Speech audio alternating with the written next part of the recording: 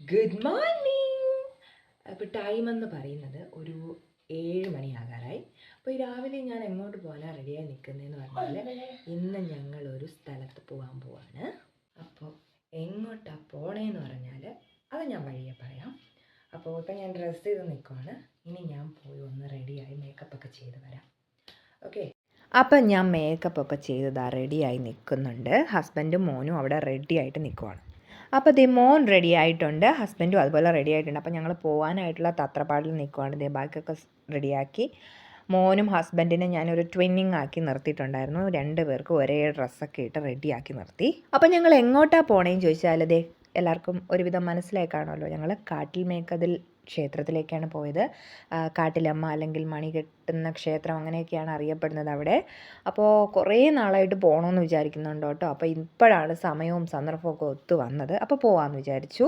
അപ്പോൾ അമ്പലത്തിലൊക്കെ പോയി നല്ലോണം തൊഴുത് പ്രാർത്ഥിച്ച് അത് കഴിഞ്ഞ് ബാക്കിലേക്ക് വരുമ്പോൾ നമുക്ക് കടൽ തീരമുണ്ടല്ലോ, അവിടേക്ക് വന്ന് കുറേ നേരം അവിടെ വന്ന് സ്പെൻഡ് ചെയ്തു കേട്ടോ. അത് കഴിഞ്ഞിട്ടാണ് പോയത്. ഭയങ്കര കൊടും വെയിലായിരുന്നു.